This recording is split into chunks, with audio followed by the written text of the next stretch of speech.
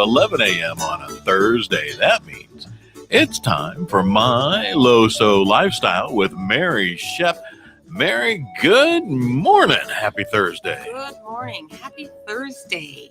I'm waiting for my technology to catch up with me here so I can share this out to the world like we always do.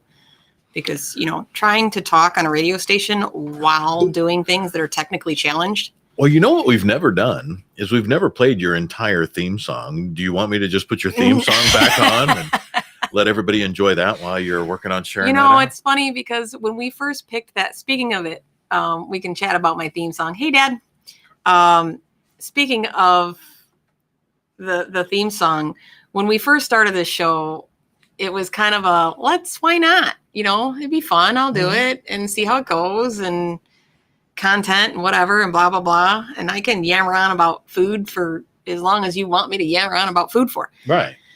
And then a year and something later, like, holy crap, we didn't expect it. So when we picked the theme song, it was just kind of like, what sounds good? Let's do something. Yeah. Let's do something to play it in.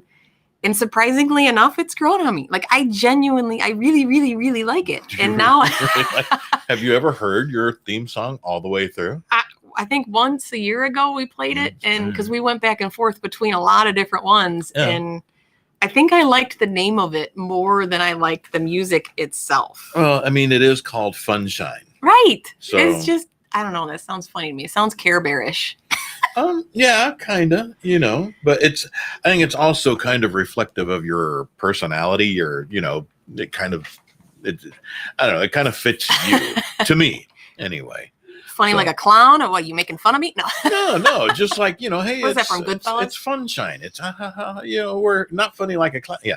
Are you funny like, I can't do Joe Pesci, but, right? I just pictured that scene. Yeah, no, not funny like. What do you mean I'm funny? Funny like a clown? What? But all happy and sunshiny is what That's why I think maybe yes. That works. Happy and sunshiny, not funny. I mean, it's fun shine, not funny shine. So instead of sunshine, it's fun shine. So that's hilarious. Anyway, anywho, we can always pick a new. I know that because of some listener comment that we recently had a show change on Tuesdays, and one of our shows actually completely changed their name, and we've changed the theme song too. Oh yeah, I think I was watching when I heard about that. Yeah. So today I want. There's about a million reasons why I want to. I've talked about this about a million times. Diets and how I hate the word. I hate the thought. I hate diets. I hate them in general. But like literally, diets are everywhere. Everywhere you look, it's diet this, diet that, diet. And good morning, Pamela. So it's not people one after the other. They try all of these diets, and we're always looking for an answer while ignoring the truth in the solution. And diets are that way. It's true in all aspects of life. When we can't make sense of things, we're not willing to accept the answers that contradict what we want or cannot relate to the perspective of our own. So when I speak of perspective, when I was in the hospital, in the morning, Nicole. So I'm sitting in a bed in a hospital, and I was just told that I have advanced decompensated cirrhosis of the liver, and I'm retaining 9 liters of fluid in my abdomen with ascites, edema, in what do they call it? Encephalopathy or something like that. In other words, it's a stroke-like effect. When so much garbage and ammonia builds up into your bloodstream, it starts affecting your brain and your speech and how you process things. And I mean, when you look up, and that's why I think it's funny that someone had said, you must have been misdiagnosed. You can't possibly have advanced cirrhosis in one of my cirrhosis groups because I'm not on any medications and I'm doing as well as I'm doing. That's not a misdiagnosis or a fluke. It's how I've handled it and changed my path. But when I was in the hospital, I'm lying in bed next to a woman who has the same diagnosis as I do. And roughly 6 months later, she passed away. We exchanged emails. We didn't really chat much. Every once in a while, I'd get something from her. And then I got a blast email that said, this is such and such family member, so on and so forth. If you would like to pay your respects, this is when. We're roughly the same age.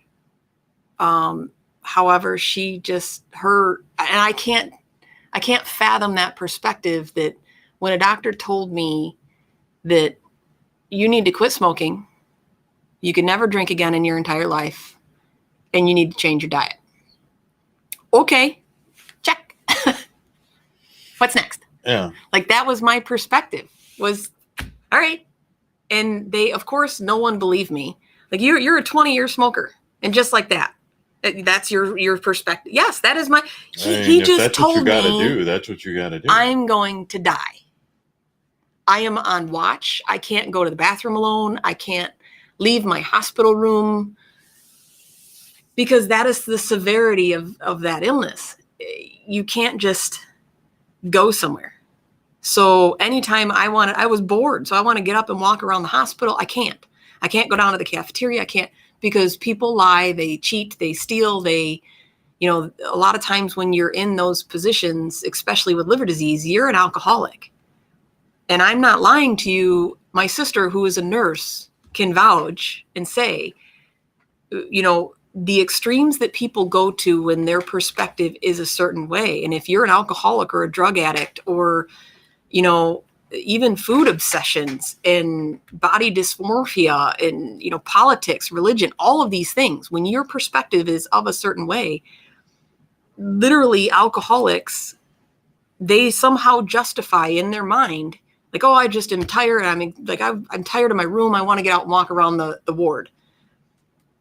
They will go find an alcohol swab used to clean something and rip that little packet open and suck on that little tiny towelette to get that slightest little bit of alcohol or mouthwash or whatever. And they will fight to the death for those things. And in their brain, they've justified it. And I know that that's an extreme, but it's the same with diets. We're constantly looking at the next quick fix. So there was a quote that I had in my research that I found that I thought was fabulous, about harboring false beliefs. It's not really a quote. It's more of a statement. The things that we believe to be true that are in fact are not. For example, the capital of Australia. Before I tell you what the capital of Australia is, I'm going to ask you if you think you know what the capital of Australia is. Because the vast majority of people will say that Sydney is the capital of Australia, and it is not. So if you believe that Sydney is the capital of Australia, you are the victim of a false belief. So once you're confronted with that fact and you're told that Canberra, I think is how you pronounce it, is actually the capital of Australia, you will readily accept that change, and you were just misinformed. And now you're educated because you weren't invested in that belief. Right. But when you're invested in the belief, whether it be, so for instance, in the canning world of like canning goods, canning beans, canning jelly, jams, preserves, whatever, those kinds of perceptions are really strong. Why? Because my great-grandfather, my grandfather, my great-grandmother, my grandfather, like all of these 10 generations back, this is how they did it. So there's no amount of scientific proof that's going to tell them otherwise. Is it true that if you do canning improperly, that you can have botulism and all of these horrible, horrible ailments and diseases and bacterias that will make you horribly ill? Yes, that is truth. That is fact. That is science. But just because it can be created in a scientific study in a lab, if you have a technique that is down pat for generations to can something like meat, raw chicken or beef, it's really hard to do at home. But it can be done. So if you have a technique at home that has worked for generations, it doesn't mean that the scientific principle is wrong. It just means that you were taught a way outside of that scientific. So for somebody else to replicate that outside of your family can be very, very dangerous. There's so many different variables. So that's where this belief is so ingrained and they're so invested, you're not going to be able to tell them otherwise. And the world as a whole is geared towards things like that. You drive down the road and things are pushing you to go to McDonald's, to Subway, to, all of these different things. So I think it's hilarious that you're conditioned towards these different aspects. And it's so much easier to believe that it kind of makes it a little bit clearer why it's so hard for people to just believe the simple fact of, if I eat real food and I watch portions, and if I put out as much energy as I consume, then I will be healthy. Instead, they will believe that, cabbage soup diet or the keto diet or the gluten-free diet or the low-fat diet or the carb diet or the whatever, eat gummy bears for 10 days diet or the Subway diet. Yeah, right. And I think it's hilarious that the lengths that people will go to. Well, I'm on the cabbage soup diet, so I can have ice cream tonight because I had my cabbage soup today. And they lose a few pounds. And we talked about this last week when Kent was on the show about Noom and how it's not necessarily a diet thing. It's more of a lifestyle thing in making you realize the choices of what you're consuming and the actions behind them. Right. It's like life is hard. Yeah. So when people make the choices to continue on a path that is detrimental, my favorite is Diet Coke. Is absolutely horrible for you. It is absolutely horrible for you. It's usually loaded with fake sugars, and colors and dyes, and the fact that it has the word diet on it is absolutely ridiculous to me. But people drink it by the gallon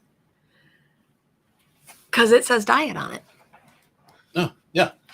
I mean, and if you read the label on that stuff, it looks like a friggin' science experiment. I know. And a lot of that, I can now. At one point, I could not come anywhere near high fructose. Right.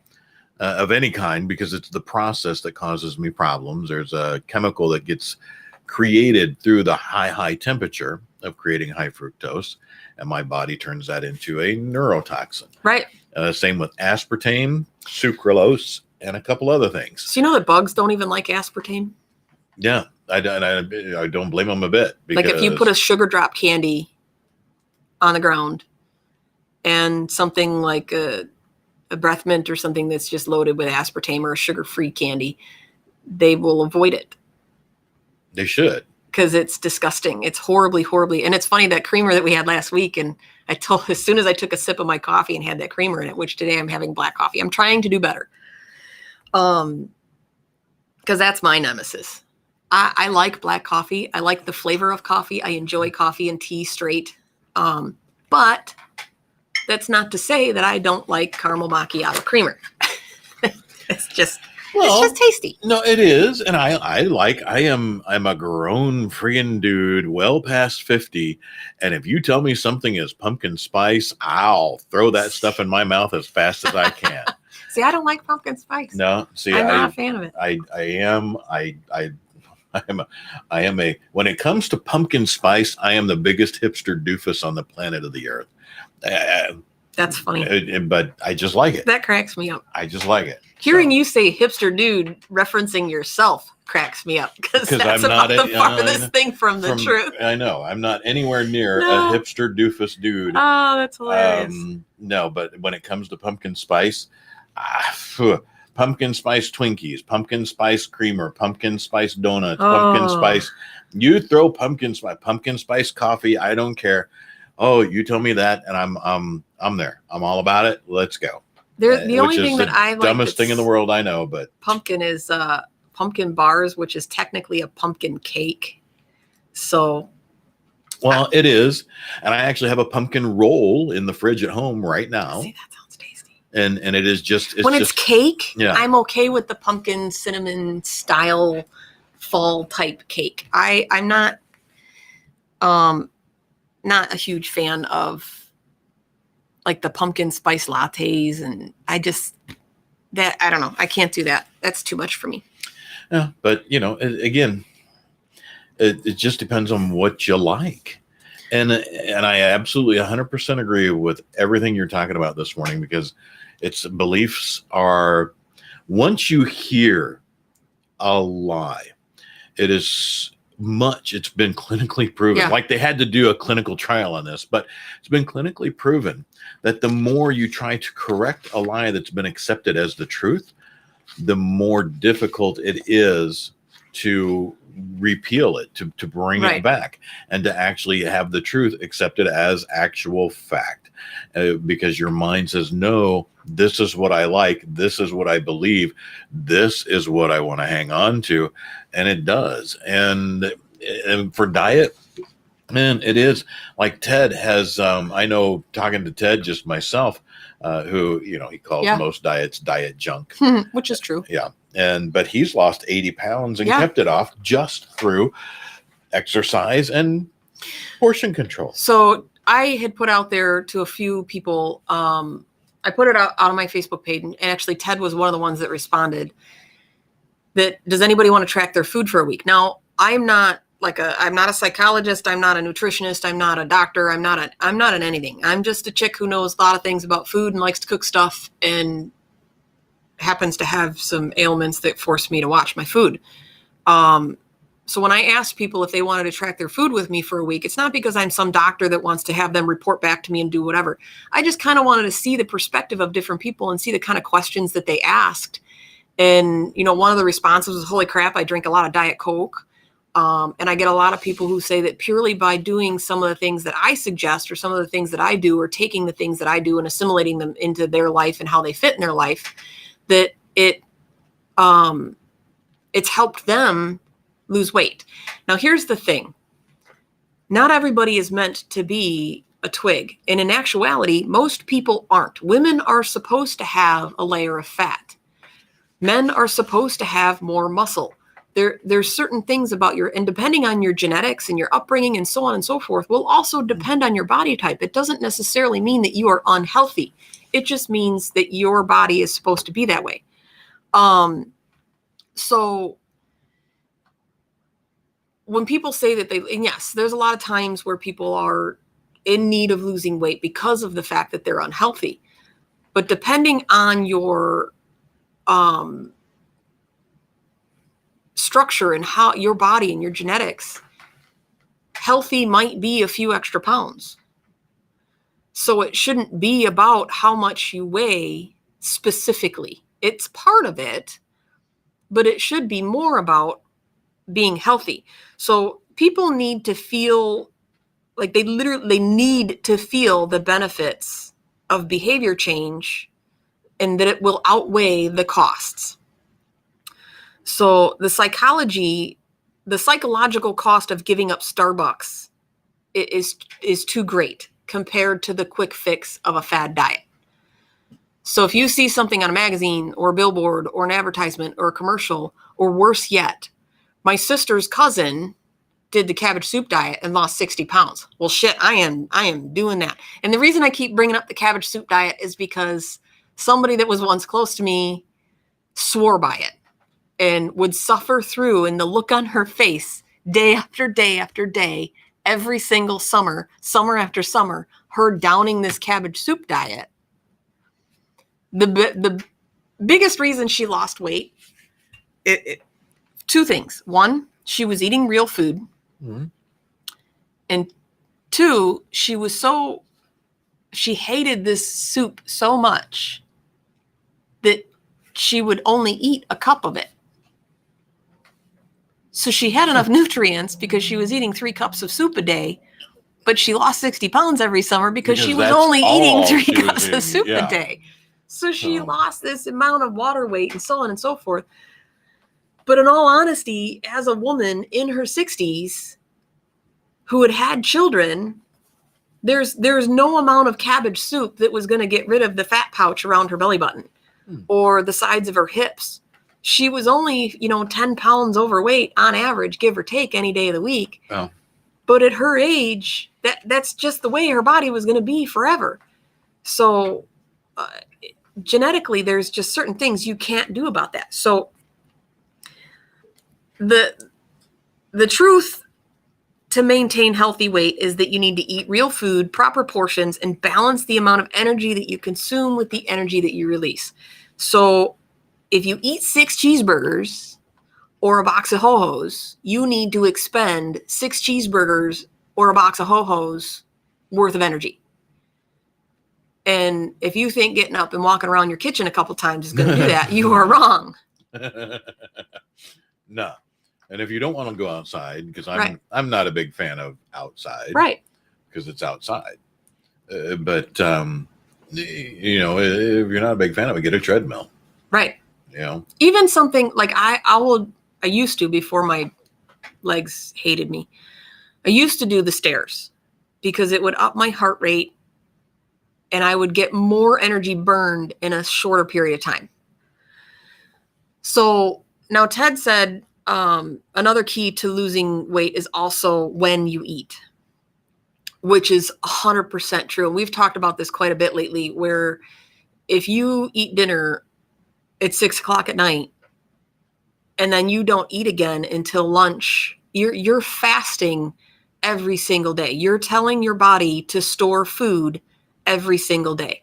When you look at societies or cultures around the world, in Italy or Okinawa, Japan is one of, if not the healthiest place on the planet. Tribes, different, when you look at how they eat. So if you ever watched Food Network and you've seen like Andrew Zimmern or whoever go around the world and they visit a tribe of people and they kill one porcupine, and an entire tribe of 40 people all get an ounce of meat, and they all are skinny little twigs, but they're healthy and they're surviving and they're thriving. They don't have cancers and tumors and all of these things because they walk by a bush with berries or nuts or whatever on it, and they eat. They pick and they scavenge all day long. So when you go through an entire day, if you have a piece of fruit or something simple for breakfast and you have little snacks, and that's why I always say that I like to keep the pumpkin seeds and the cashews and the chocolate covered nuts, because a handful of those a million times a day. And then like we talked about last week with Kent, is when you do sit down for an actual meal, sit down for a meal. Let your brain register that you're sitting down to eat food and take your time, because it takes about 15 minutes for your body to register that it's full. So if you inhale your food and you're still hungry, and then you inhale a bag of chips, and then you inhale 6 Twinkies, and then all of a sudden you're like, oh my God. Right. Oh. And what do they do? Yeah. I don't understand. Your belly's, it's scientifically proven. Gut you open, pull your stomach out, it's the size of your fist. Yeah. Now, can it stretch to fit, 72 hot dogs in an eating challenge? Sure. It's made to not rupture and kill you. But, again, think about that. Think about the size of your fist. Right. And then stuffing, about a plate of Thanksgiving dinner in there. Yeah, well, just that by itself. And then some pie. And then pretty soon you've got something that looks like a balloon that's full to bursting.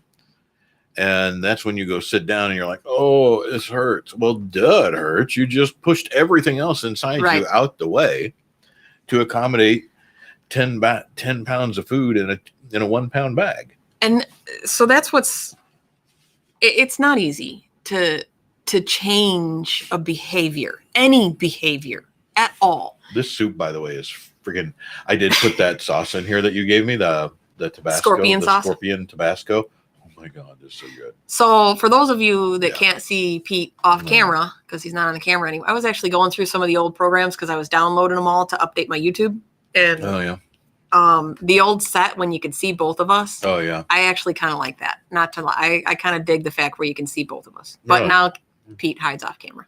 Oh, it's because we have a nice producer desk set up over here, and True. Yeah, and this is your show, not my show. So. Yeah. So I made potato soup, which is not an easy thing to make low sodium. I will show people what's left. Yeah. There's not much. You can see this. Potatoes absorb flavor. And so it's really hard to make potatoes. It's hard to make soups. Well, I shouldn't say that. It's not actually that hard to make soups low sodium. They're not supposed to taste like the garbage that you taste in the grocery stores. I don't understand why low sodium soups at the grocery stores taste so horrifically bad. I really don't, because every time I make soup, everybody loves it, including all of my friends. Other than my husband, the vast majority of people are salties that eat my food. I am. So I'm I think the 100% closest a salty. I think the closest to somebody who's not a salty or reduced salt would now be Kent, because he's watching what he eats and he eats better and he just consumes less salt. He's probably the closest thing outside of my husband that eats my food that is not salty. Probably. And I will say I did try this before putting the Tabasco in. It didn't need it. I just wanted that in there because it's just so friggin' good. Right. And now with that in there, this is just, it's like a little bowl of heaven. It's just that freaking good. But it was really good when I tried it. It didn't need salt. It needed nothing. You do always try my food without, like, yeah. It's the same as my husband. Pete actually does always try what I make before adding anything to it. And if you're going to add something to a food, adding a hot sauce is actually pretty healthy. Surprisingly contradictory to what you would think hot sauce, it is an anti-inflammatory. Mm-hmm. And peppers are really good for you. They have loads of vitamins and antioxidants. So if you're going to have something added to a dish, hot sauce is a good way to go. And I will say the anti-inflammatory thing is correct. If you're feeling a little stuffy or, coffee or a little congested in the nasal area, give yourself maybe this stuff I would... That's pretty spicy. For you, it's not. For me, it's not. It's You're lovely. A hothead, though. It's wonderful. But I would say, a few drops on a teaspoon for people, like 2 or 3 drops is probably all you'd need. I would probably do a little bit more than that just because I like it. But it will open you right up. Yeah, and that's even in your gut. I mean, yes, spices are on the surface of, the cellular structure, your tongue, your stomach, things like that. If you do have ulcers or anything like that, it does cause that kind of inflammation, but as a digested food source, it is anti-inflammatory. And I've had ulcers. I have to be very careful. Like I can't have even though I love the way this tastes, I can feel it. Right. Because I've had ulcers and it kind of feels like somebody touching a bruise, but I don't care because it tastes really good. So it's not painful. Now I actually had a little sip of, the guys brought swag bags to one of the shows in the evening. And in my bag, they had put a Crown Royal apple in there. And it's just like the little airline that'll bite you thing. quick. And I took it home. I'm like, man, I haven't had anything like this in a long time. I know how it's going to feel, but I want to taste it. Mm-hmm. So I opened it up. I tasted it. And it tastes absolutely it's a fantastic flavor.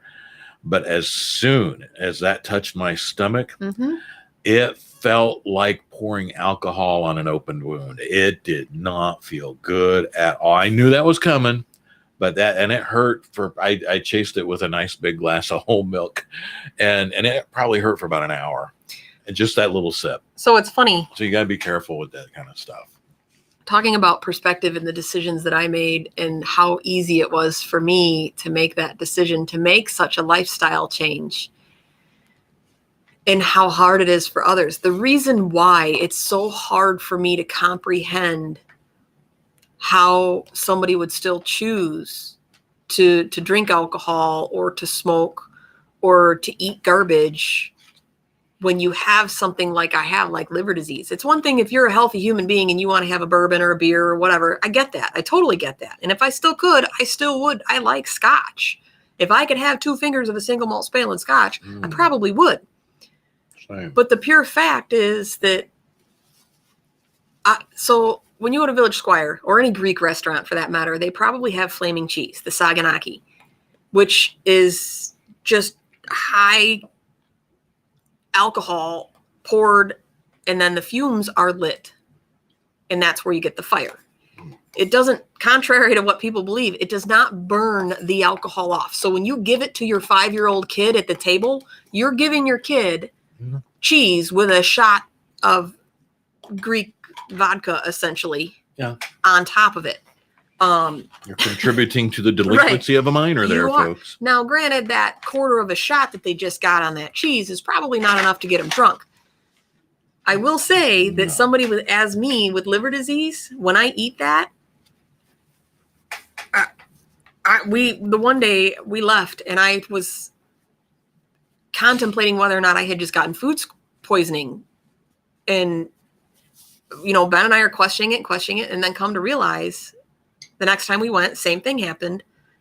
And it was purely the fact that even that minuscule amount of alcohol, I cannot have with my liver. So everybody knows I cook with wine a lot.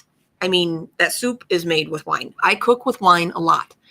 Alcohol will eventually cook out of a dish over a long period of time because it boils faster than water does. It's just science.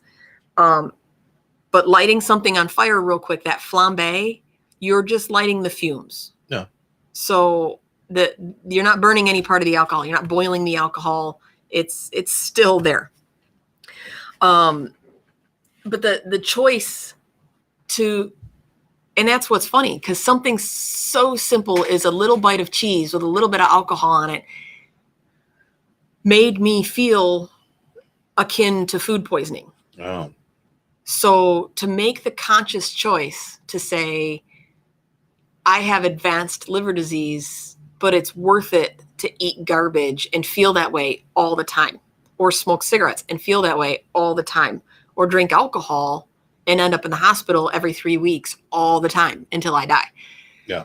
That level of persuasion in your own brain is what I can't personally comprehend.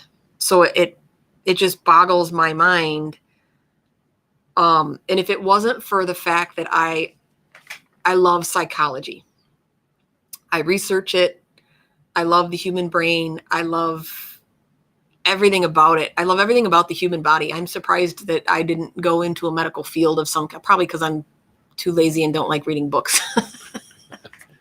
But you research everything. I do, but I mean, it's selective research. It's not enough to get a PhD.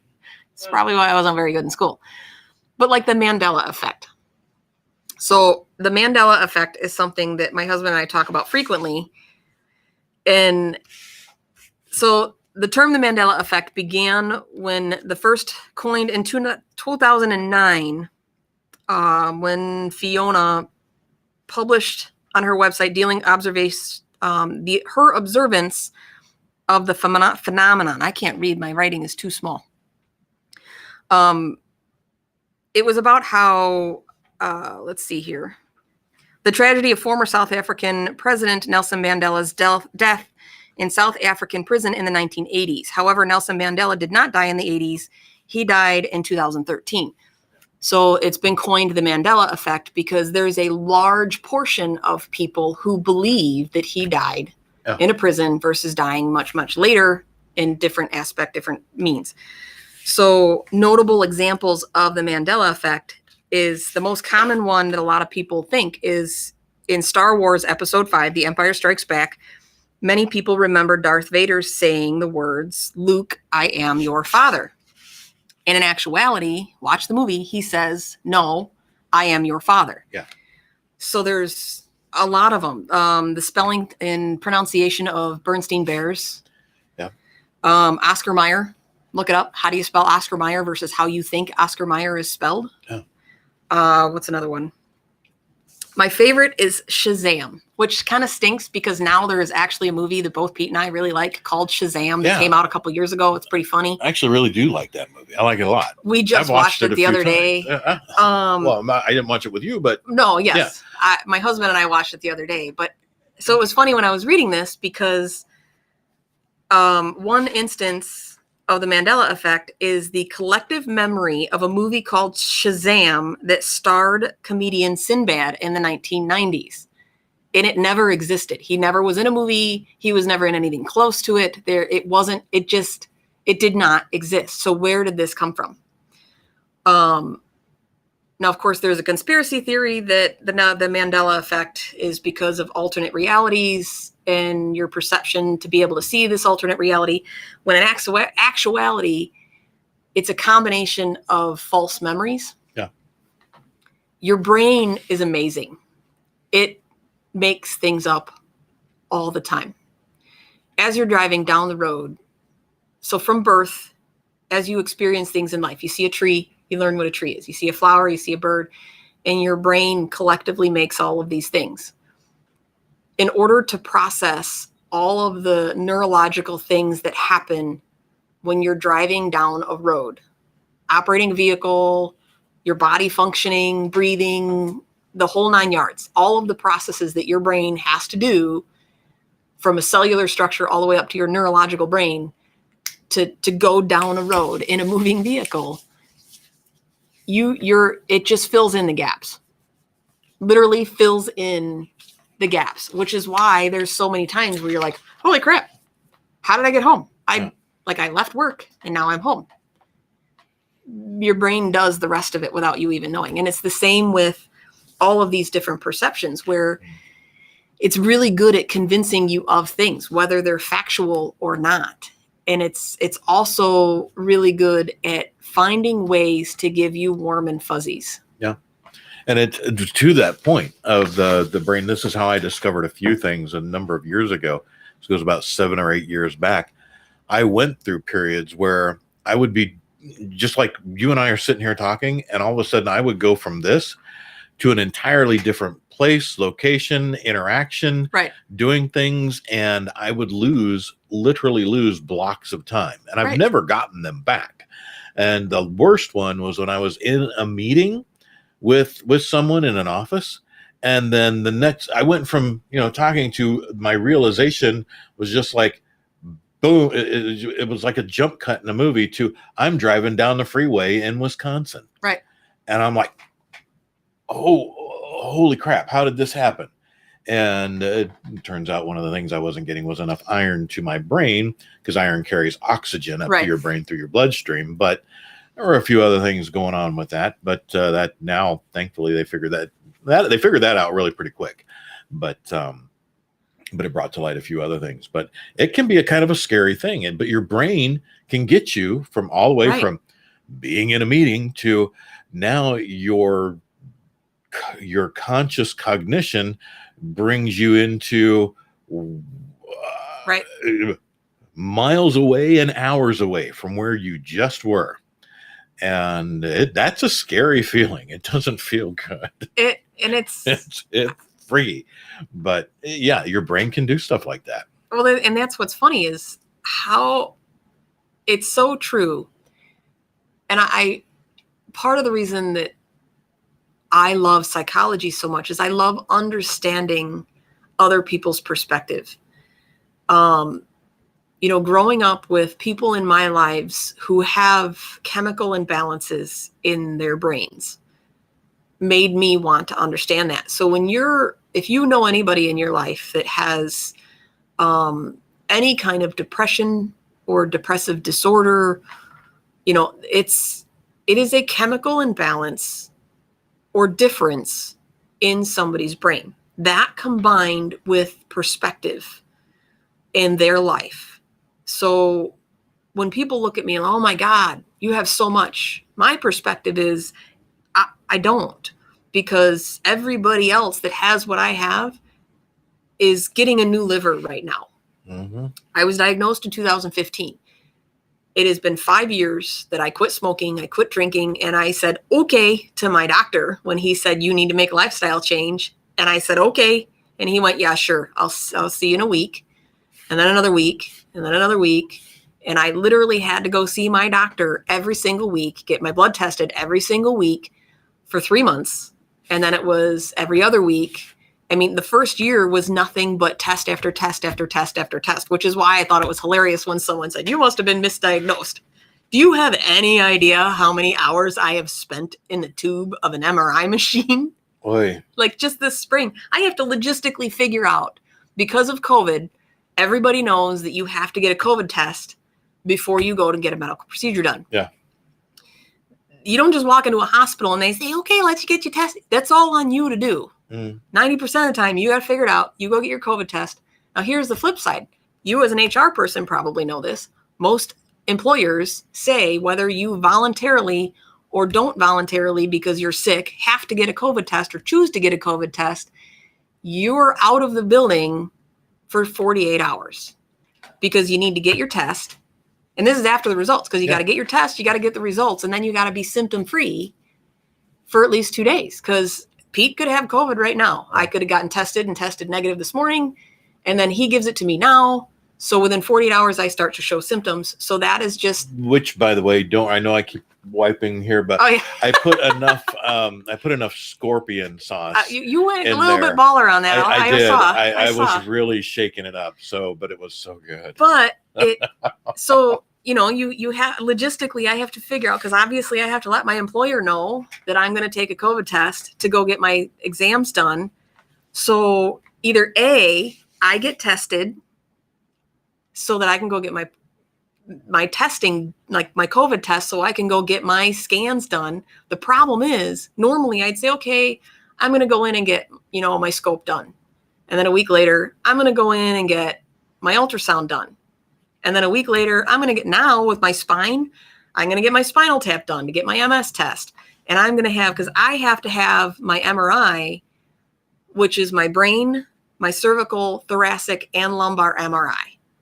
That is like 9 hours, no joke, in the tube if I did it all in one shot. Ugh, so do I say, okay, I'm going to take this week off so I can go do a test because I got to get COVID tested. I got to wait for the results. Then I got to schedule my test with the hospital. Then I got to go in and get my scan done.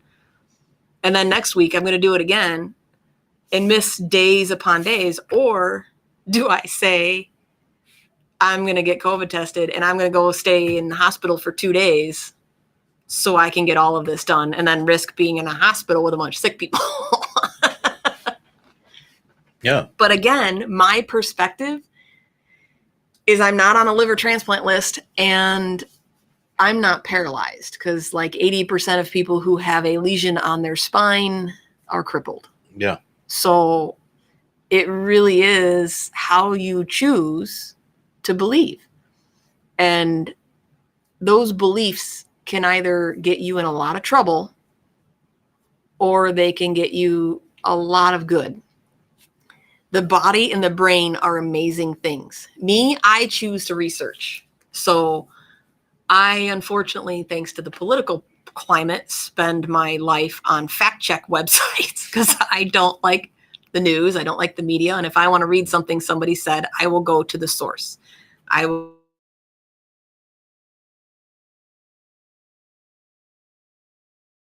won't read snippets. I won't read headlines. I can't stand it. It drives me crazy. And it's the same with food. Yeah. When someone says, I laugh, like gut laugh. There's some commercial right now about this new diet thing that's based around sugar. And your glycemic could be high. Well, yeah, most people who are heavy set are pre-diabetic. Why? Because they're probably eating a lot of sugars and carbs.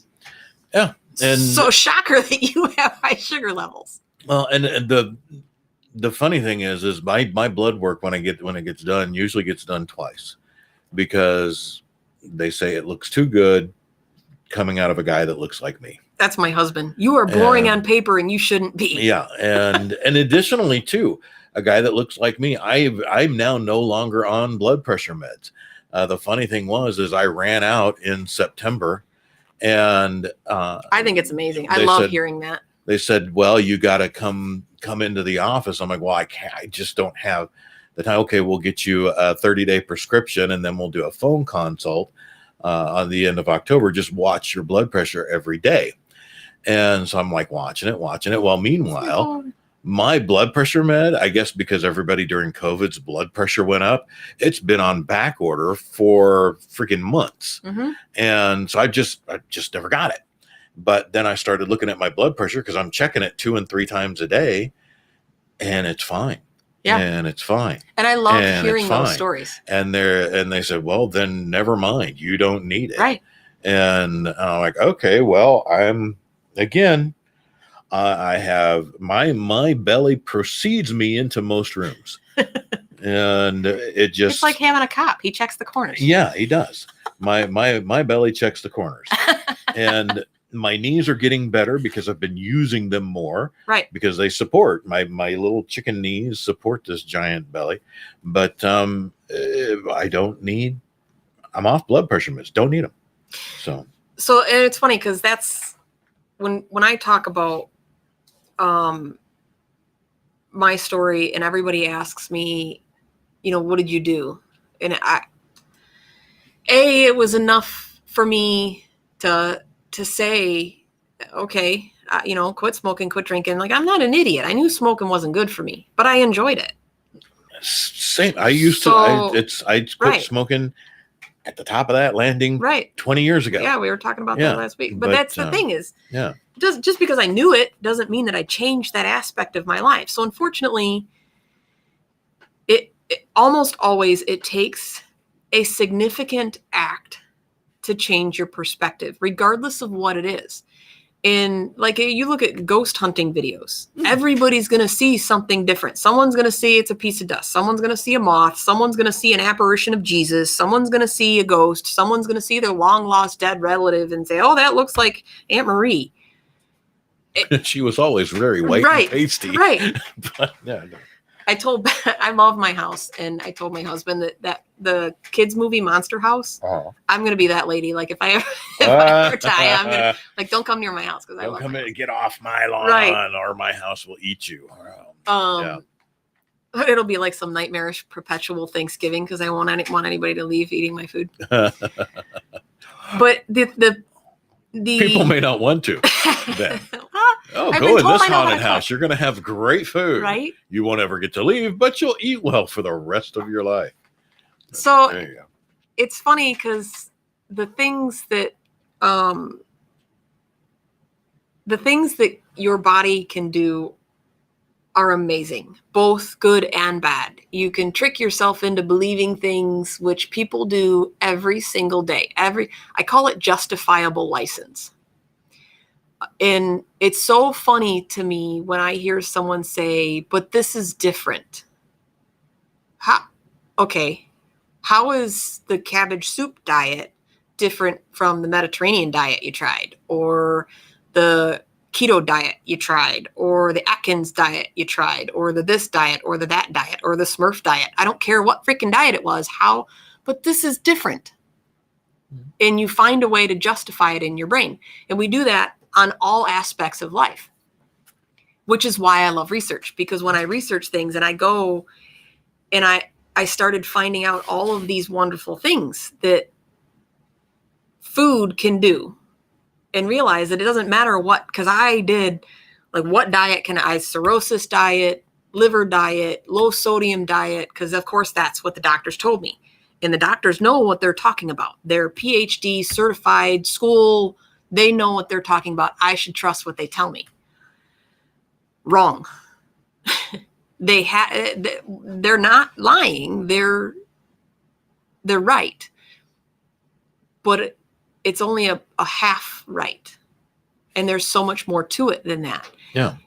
And by doing this research and finding out things, how food affects your body individually, how it affects your organs, your liver, your kidney, your heart, your blood pressure, and how it affects your brain and the chemicals in it.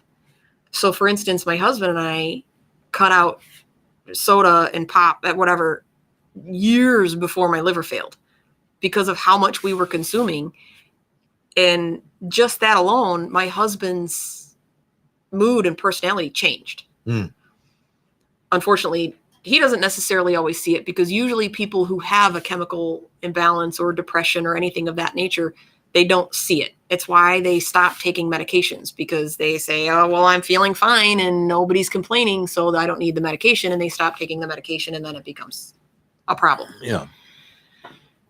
But food can help that significantly in things that people don't realize affect you, like grapefruits. Just the things that are in the grapefruit, depending on your chemical makeup, especially if you're on certain medications, they will affect you. So to change your behavior, I think, I know it's not easy, but everybody has an excuse. It's too hard.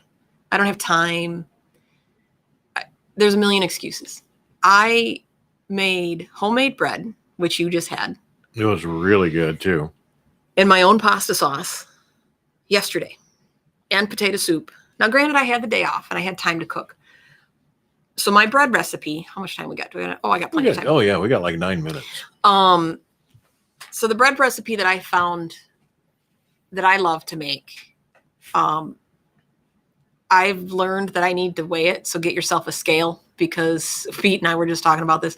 3 cups of flour, depending on how humid your house is or the kind of flour you got, or if it's packed down or fluffy or sifted, is not necessarily the same as it is weighed.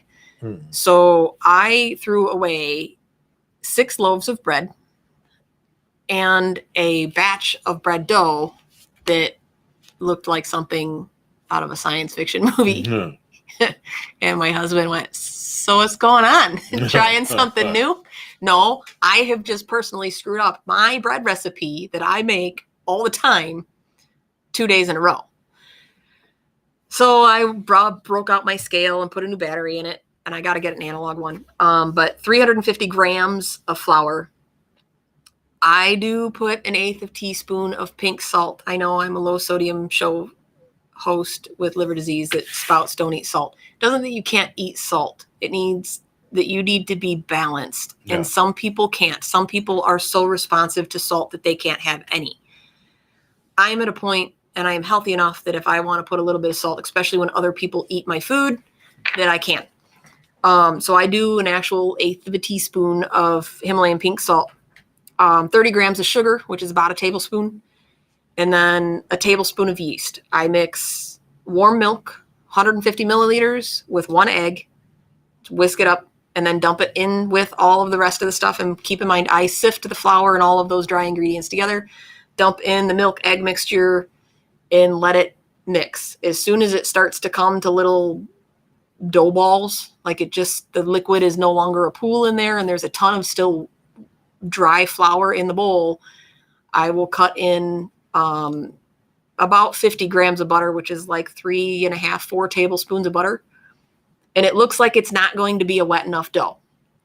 It literally looks like it's going to be a big dry hunk of biscuit stuff that you're going to have to pack together. But trust me, you let it knead in your mixer for 20 minutes, and the butter and the fat in the butter starts to melt. And butter is actually a liquid. It's just in a solid state at room temperature, and it turns into the liquid and the fat that you need to make that bread nice and good. And once that is done, you cover it, let it rise for 60 minutes. You take it out, you form it into whatever you want, loaves, biscuits, rolls, doesn't matter. You let it rise for another 45 minutes, and then you bake it. 350 degrees for however long it takes. If you're doing the little mini loaves, it was 20 minutes. If you're doing a big loaf, it's going to be longer. Just depends on what you're putting it in. That is my go-to recipe. Those I actually roll out and put Parmesan cheese and then roll it up like a cake roll before I bake it. And then it's got rolled cheese in the middle because I put cheese on everything. That's good. That's good. So it seems like a whole lot, and it's not. It's not like it. The amount of time that it took me, about 5 minutes, to literally just dump a bunch of crap in a bowl, and let my mixer do its thing for 20 minutes, put it in my microwave where it doesn't get drafty, and let it rise for an hour. So take a shower, do whatever. Actually, the other day I ran to Home Depot while it was in the microwave. Came home, put it in loaf pans. Takes 2 seconds to cut it up, shape it in a loaf, put it in a pan, and then let it rise again. Another 45 minutes, do whatever you're going to do. So collectively, it takes a long time, but the amount of effort involved in making homemade bread, which is this big daunting thing, is minimal. So now let's fast forward to last night's dinner and homemade sauce. The same amount of time that it takes me to open a can of spaghetti sauce takes me to make spaghetti sauce from scratch, because I put ground beef or ground chicken or something in. I put a protein in, whether it's beef or mushrooms, whatever you want. I saute onions and garlic. Once that's done, I add my wine, let that reduce so the wine's all gone, so there's no alcohol. And then I add my protein, whether it's mushrooms or beef or chicken. And instead of adding a jar of spaghetti sauce, I simply add 1 or 2 cans, 28-ounce big cans of San Marzano whole tomatoes with sauce. Not San Marzano style or plum tomatoes. The San Marzano from Italy tomatoes are I don't care who you are. It's my perspective. You will not convince me otherwise. My taste buds say that is what is good. And then seasonings, whatever you like. I personally do paprika, basil, oregano, mint. Sometimes if I feel like going Greek, a little bit of red pepper flake. And if I have it in my cabinet, I will do Dax Original Red, which has got a little bit of spice to it. But you can cheat and just dump Italian seasoning in there. It's got all the same stuff in it. Or a Greek seasoning has got all the same stuff as Italian seasoning, but typically mint. Smash up the tomatoes and boom, you have your own sauce. That's it. It didn't take any more time. So when people say, I don't have the time to make my own spaghetti sauce, in their brain, they're picturing this Italian mother that lets their gravy sit and stew on the counter for 2 days, which is and it's not the same, and they don't taste the same. And there's a reason why that grandmother's sauce tastes the way it does. It's so good. Yeah.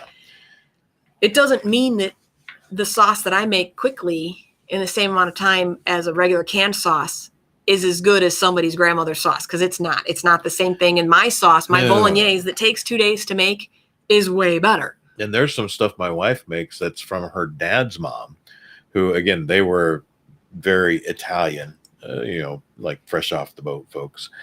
And there's some stuff. She only makes it every great once in a while, because it does take, like, it's a sauce that takes more than a day to make. Right. And it just does. But when it's done, it's fantastic. My gosh, there's an umami that comes with that you can't ignore. So it's funny, if you watch the beginning episodes, every single episode I started with salt is salt is salt. And Ted, we're gonna bash on perspectives here for a second, because I missed that pink one. Himalayan sea salt is much better for you. So not really. Salt is salt, whether it is salt of the earth, like pink Himalayan sea salt, or Celtic salt, or gray salt. It is still salt. It's still sodium chloride.